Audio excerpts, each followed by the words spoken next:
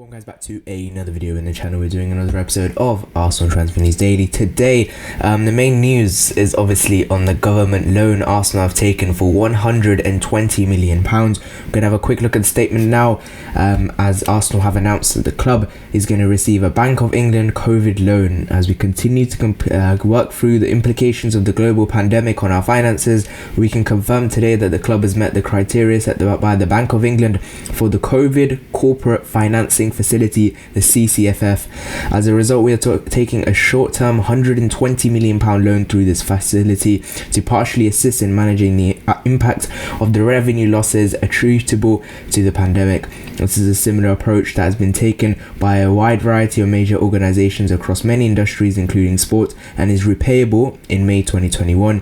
The CCFF is designed to provide short-term finance at commercial rates during the pandemic at companies that have strong investing ratings and which contribute significantly to the British economy. The CCFF is in addition to the loan provided by our owners Kroenke Sports and Entertainment that has enabled us to refinance the debt on the Emirates Stadium in August last year. Now, obviously, this has blown up over the last 24 hours about this loan we have taken from the government. Now, the initial reaction for me was, I think this is a good idea. Obviously, you know, over the last 5 years, the way this club has been mismanaged, you know, to the point where we've been out of Champions League football for the last 4 years, when we were relying on that for the previous 20 years before that. The mismanagement of players, contracts, Ozil being a big one, paying him so much money, and obviously the COVID impact now, fans not being in the ground. We earn £1 million on a match day. That's a lot of money, and all of this combined has resulted in us, you know, going to this, you know, way of getting money into our club, £120 million from the government.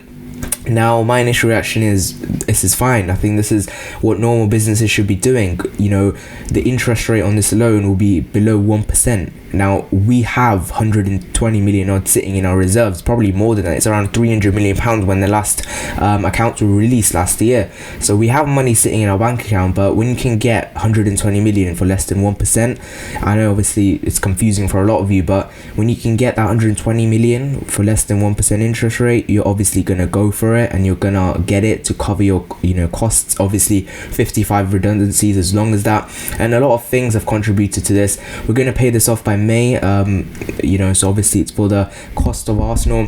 Everyone's asking whether we'll use this for transfers. My opinion on this, because it's based on opinion, we don't know what their plan is. You know, we'll find out if we sign big name players. If we go and drop 80 million on Grealish, I don't think that's going to happen. It's completely unrealistic, but I don't think it's going to be used for transfers.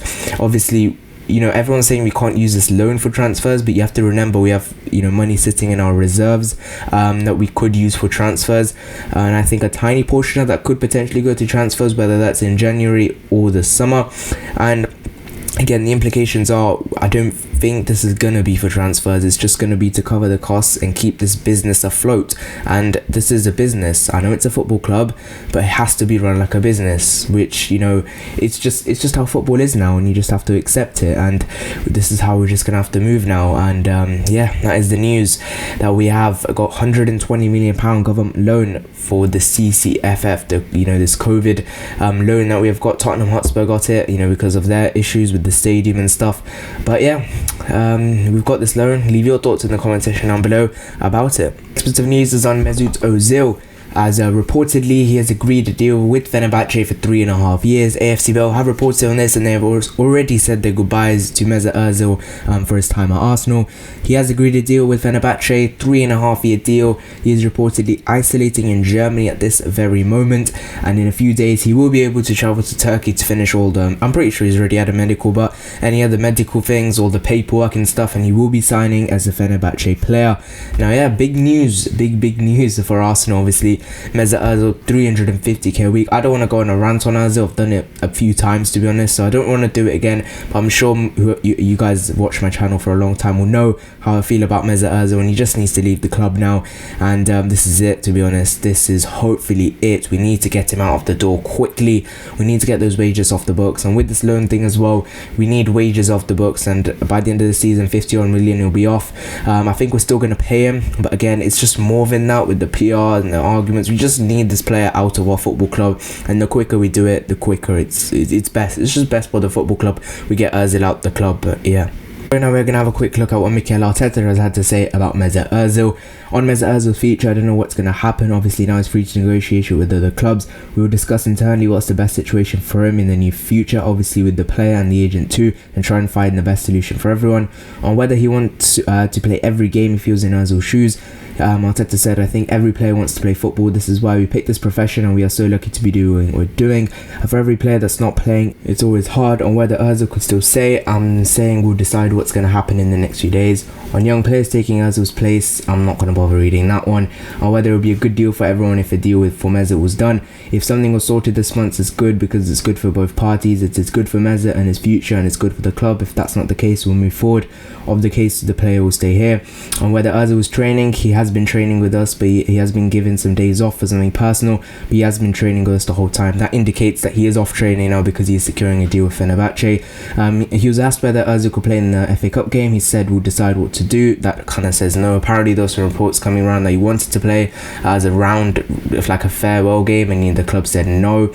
And that's basically it, what Arteta said on Mesut Ozil. And it does indicate that he's going to leave in the next few days. He has agreed to deal with Fenerbahce, and he will be signing for them. Obviously the manager of Fenerbahce was asked, and he said that a decision will be made in the next few days and it will become very clearer. So it does look like very near now that Mesut Ozil will leave the club. Obviously this is huge news for us, and hopefully we can get him out the door. We do need to move on from players like him, of a big rotten core of these Wenger players like Xhaka, Bellerin, etc. And the sooner we get him out the door, the better, to be honest. And that is the news that Mesut Ozil has agreed to deal in principle with Fenerbahce to join them on a permanent deal to get him out of Arsenal, and that is huge news for the club. So the next bit of news is on Omar Rekik, who is now officially signed for Arsenal. We have done a video on him in more detail about who he is, so go click I think the tag above. I'll link the video there so you can have a look at that. But for now, just look at what Arsenal have said on this. The 19-year-old has joined us from Bundesliga side Hertha Berlin. Omar is a ball-playing centre-back who can play on both sides. He was born in Netherlands, and he has played internationally at youth level for Tunisia and the Netherlands. Throughout his youth career, he also spent time at Feyenoord, Manchester City, where his brother was actually playing, PSV Eindhoven and Marseille. Everyone at Arsenal welcomes Omar to the club, and we look forward to supporting his ongoing development. The contract is subject to completion of regulatory processes, and he also did an interview. We'll have a quick look at that on how it feels to join Arsenal. It feels great to be here after a long time of hard work. It feels great. I moved in 3 weeks ago and I've been in quarantine, so I can't wait to get started. And why he chose Arsenal: the warmth of the people and the interest they showed in me, and of course when a club like Arsenal is interested, I don't think anyone needs to think twice on what the fans can expect from him. He said, I'm a winner, I always want to win, and that's with everything, not only football, ever since I was a kid. My style of play, I'm a central defender and I like to play with the ball. I like to play out from the back, and I think this is also the structure of the club. It fits perfectly. And whether Arsenal's style of play will be important in his decision, he said, of course, with Mikel Arteta, if you watch the games, he's not a coach who thinks quickly to play a long ball. Of course, when needed, you have to do it, but I think if style of play fits.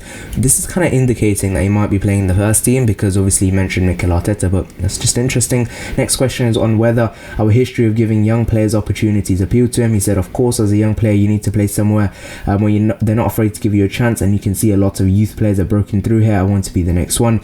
On his Bundesliga experience with Hertha, he said, at Hertha, I had a lot of experiences, good and bad, but I'm happy for even the bad ones because it makes you into a person and character that you are. I've experienced a lot there, and I've had 3 good seasons there, and I'm very happy. He said on what he hopes to achieve between now and the end of the season. He said, I just think take things day by day. I'm here now and have to work harder and show what I can do, what I'm capable of. When I do this, my qualities will show on the pitch, and then hopefully I get a chance. So we have signed this player called Omar Rekik from Hertha Berlin for £900,000, and yeah, again, you can the tag above I said earlier, you can have a look at that, my proper video on Omar Rekik, as this deal, as he said, he was in quarantine for 3 weeks ago, so this deal was done ages ago. So yeah, we have signed this player. Last bit of news is on Balogun, as 15 clubs are reportedly interested, and he is close to agreeing a deal with a foreign club. As Mikel Arteta said, the player wants to stay, and Arteta is basically blaming the agent for this.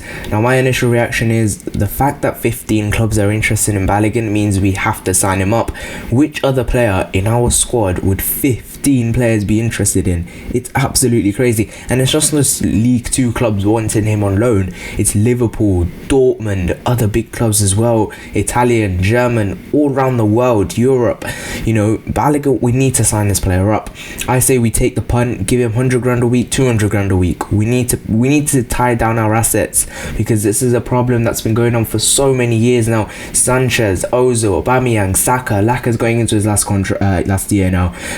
Van Persie, Ramsey, all these players we've just let go into their last years, and they've made decisions, or we've had to overpay, or we have had to make sacrifices, and we've just had to cross our fingers as Arsenal fans. Why can't we be proactive and tie down our players? Like, it's just so frustrating sometimes, and I so want Balogun to stay, but if he leaves, I can't blame him, because we're not giving him game time.